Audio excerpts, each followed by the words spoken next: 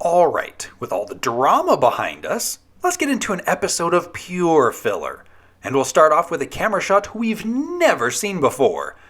I'm not good at math, and hey, neither is Zack. He's going to miss the basketball pep rally because his take-home algebra test is overdue. But wait, he's the captain of the team! Don't worry about it. I'm sending somebody else in my place. It's Screech Powers in his flawless Zack Morris wig. No one will notice. Also dressed odd is Lisa, who is not wearing her cheer uniform. I'm not going to the rally because my mother, the doctor, agrees with my father, the doctor, that I should volunteer as a candy striper. Screech is confused. The candy stripers do not paint stripes on candy. The name came from the fact that the uniforms look like candy canes.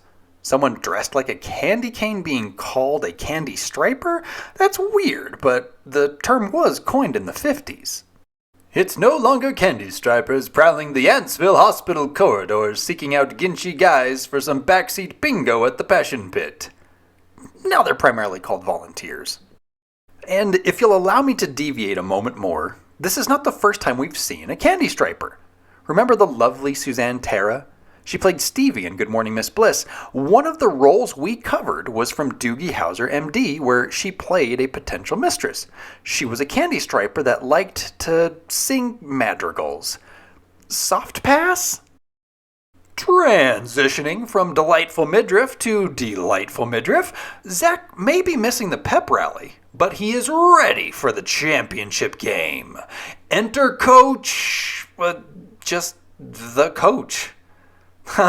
It's funny because basketball and small. Yeah, Spudweb ain't laughing. Mr. Belding tries overly long to inspire the team. No, sir, we've got to do layup drills. The game's gonna start. If Slater is so worried about layup drills, why'd he toss the ball aside? Oh, so he can help Zack, who injures himself on a misplaced Belding. Hey! Lisa's on duty at the hospital! What are the odds? And I'm sorry, but this episode contains an insufferable Screech. Zack, don't say another word until we talk to my Uncle Shyster, the lawyer. Now, this time next year, you'll own Bayside. Uncle Shyster, the lawyer? What is this, a Charles Dickens story? Screech keeps up the Sue the Pants-Off Belding gimmick the whole episode. Well, that's Lisa's mom, and she wants Zack to stay overnight for some tests. Hello, nurse. Zack's fine with it. Lisa is ordered back to work, and check out this patient's name. Oh, and then see if you can find Mrs. Fike's false teeth. We get another nod to production coordinator Sue Fike, who, you may recall, inspired the name for Susie Van Fike in Cream for a Day. Mr. Belding is feeling bad, and Zack and Screech essentially blackmail their principal into finishing Zack's take-home math test. You are a boob! Hello, Kelly! A few things to note in this scene. First off, as Slater has shown in the past, he effing loves not showering after sporting events and then visiting people. Bayside lost the championship by 1 point. 2, I want a nurse like Monique. You know, my neck's been cramping up a lot lately. Don't let them see you cry. Keep her around in case you choke on a bone. That's not how you clear a bone. This is how you clear a bone. That's wonderful. Is it good for you? And listen to the audience's reaction. Keep her around in case you choke on a bone. It's like they didn't know if it was a joke or a sick burn. Third, and only once everyone is left, Lisa's mom gives Zack the diagnosis. He tore some cartilage and he needs surgery. Zack is freaking out, but Dr. Turtle looks on the bright side. Hey, it might even improve your jump shot. What? This isn't Rookie of the Year. No freak accident is going to suddenly give Zack Henry Rowan Gardner powers to vault to the pros. The 90s were awesome. And Zack is overwhelmed. At the Max, Mr. Belding is studying for Zack's algebra test, and by the looks of it, he's giving Jessie a run for her money. Now, the uber-worthy Instagram account SBTB Anniversary showcases a deleted scene here, which I thought I wouldn't show simply because this plot point of Mr. Belding taking Zack's test and Screech continuing to threaten a lawsuit is just beyond the realm of reality. But I do have the clip, so I might as well show it off. Well, looky, if it isn't the defendant himself. Screech, I have been up half the night trying to do Zack a favor and finish his math test. Well, this one's wrong. So are these. So far, you've earned Zack an F. Some favor. Couldn't you just give me the answers? If I did that, you wouldn't learn anything, now would you? Hi, Screech. More coffee, Mr. B? Oh, thank goodness, Kelly. This filler scene ends with Mr. Belding blundering his way to see Zack.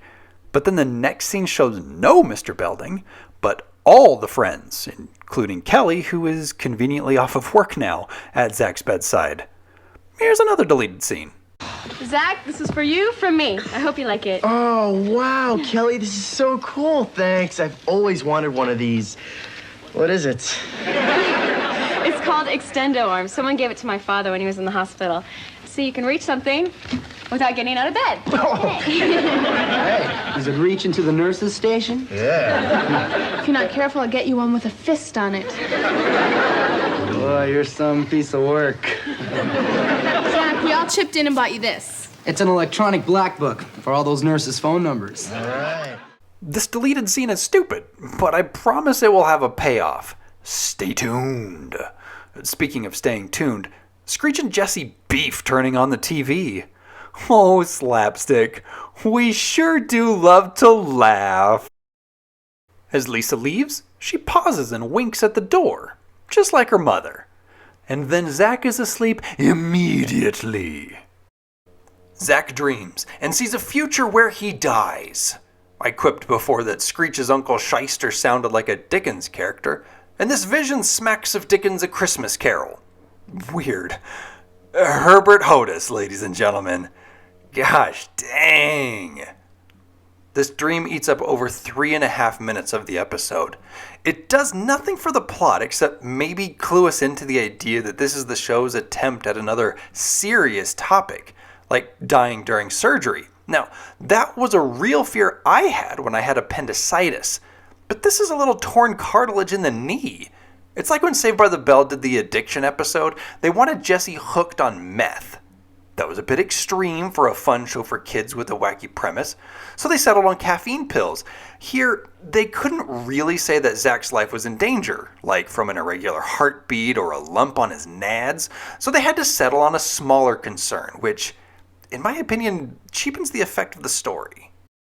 2 additional thoughts. First, that light string switches sides. Did Zack move it in his sleep? Second, daydreams typically have the pink border.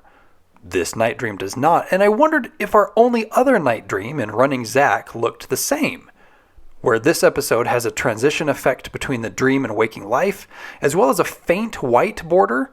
Running Zack does not. Both do share, however, the effect of a heavenly person appearing out of thin air. Bonus thought. Remember this silly gift?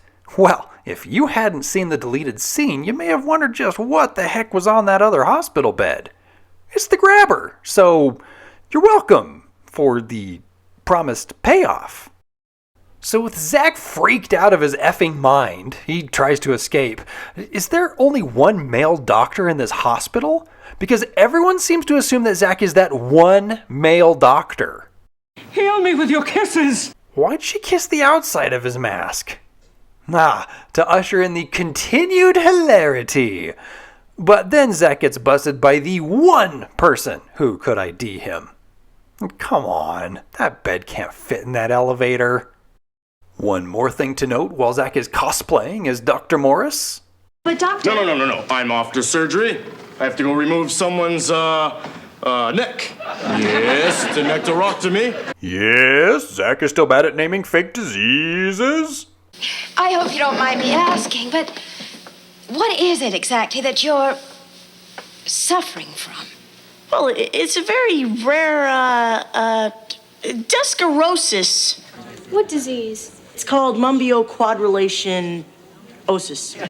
Well, now Lisa's pissed. Zack admits his fear of going under the knife, and then we get a super weird scene. You were in a hospital before we both were, remember? Established. Zack and Lisa once had to go to the hospital together. Pray tell the circumstances, writer Jeffrey Sachs. How could I forget? We were 9 years old and went ice skating for the first time. Yeah, we pretended to be Olympic figure skaters. Hey, we were doing pretty good till Screech tripped and you fell over. And then I grabbed onto you to break my fall. Yeah, when you did that, you ripped off my skirt. Then I fell and bumped my butt on the ice. What? Why did we have to include that Zack pulled off Lisa's skirt? Falling on ice hurts whether his skirt is on or off, so Zack's panicked pantsing is just cringy. And look at him reenact it. That's the showrunners just leaning into this very strange decision. And listen closely to the audience. And I grabbed onto you to break my fall. Yeah, when you did that, you ripped off my skirt. Then I fell and bumped my butt on the ice. They were not sure where that was heading. Then I fell and bumped my butt on the ice. Here's another thing that makes this scene weird. Zack and Lisa were ice skating as youngins. Screech caused the accident. So did this incident happen in Indiana, where Slater, Kelly, and Jesse were all absent? The story makes Indiana look like it could be canon. Had Jesse caused the accident, then we'd have a chronal anomaly. Then again, she and Zack are said to be friends since kindergarten, but we never see her in the Good Morning Miss Bliss days. Let's move on as quick as Zack's meds kick in.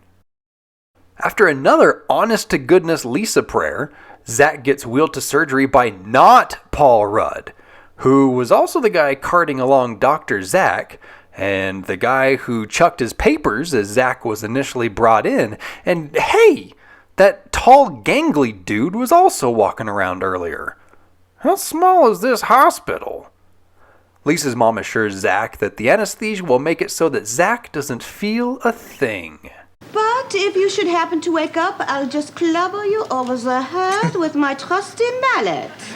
The way she says this, it makes me think that she's referencing something, but I have no idea what. If you know, throw it in the comments. As Zack heads towards surgery, Lisa shows up at 6 a.m.? How early did she have to get up to look that good? Well, am I a 10 or what? It's time to go, Mr. Morris. Good luck. The surgery was successful and Zack didn't die. So let's all put our names on the brand new cast. I'll sign right here under your picture of a dollhouse and smiley kitten saying, "Come home soon." Zack, is there anything I can do for you after I punch Jesse out? Everybody say it with me. I am smack dab in the middle of a good old-fashioned catfight. Which brings us to an odd point. Zack and Kelly just broke up, and it seems that Zack has moved on. But Kelly? Well, she seems awfully clingy this episode. You know, an operation's not the end of the world. Everybody has to go through it sometime, right? But why did it have to happen to Zack? A gentle caress, a detailed art piece on his cast, and a delicious back rub. Her tender heart still clearly cares for Zack, and that's sweet. Now, let's talk about this cast. Did they cut off the left pajama leg? Or is that cast over his pajamas? And that's that. We never see Zack's recovery, and we never know if Zack sues to own Bayside. Though, if he did, he'd finally be legally entitled to sell it. No, number 8 was when you sold the school to the Japanese. Lisa's mom was played by Susan Beaubian, which is a French name. This could be why Zack pronounces Lisa's family name like this. Excuse me, Dr. Turtle. Very probably not. The last name is pronounced Turtle. Susan Beaubian was perfectly cast as she balances the austerity of a seasoned surgeon with the playfulness that comes from being related to Lisa. This episode gives cute little nods to their similarities, which Susan says she and Lark Voorhees worked on. As Lisa would say, am I a 10 or what? Well, am I a 10 or what? In addition to her role as a doctor in Saved by the Bell, Susan has had plenty other medical roles in her career. Nurse, doctor, doctor, nurse, doctor, doctor, doctor, nurse, nurse, nurse, doctor. And this scene in a hospital from The Naked Gun with O.J. Simpson. We'll see Susan again in a later episode. There are plenty of uncredited roles in this episode, but I want to only focus on 2. First, Keith Harvey played the coach. He had previously worked primarily as a stuntman in productions like E.T., Better Off Dead, and Hook. Later guest star credits came, with the longest role being Big Tiny in Nash Bridges. The other uncredited person is Monique, the super attentive nurse. Monique was played by Amy Tenowich. If the Tenowich name sounds familiar, it's because it should. Tom Tenowich was a Hollywood writer, and he penned 18 episodes for Saved by the Bell. He didn't write this episode, but Amy is his daughter. She also appeared in other shows he wrote for, including Mork and Mindy and The City Guys. She has since left acting and is now a docuseries producer. Oh, and she was in Cool as Ice. Just another reason to finally watch that thing. Doctor, heal me with your kisses.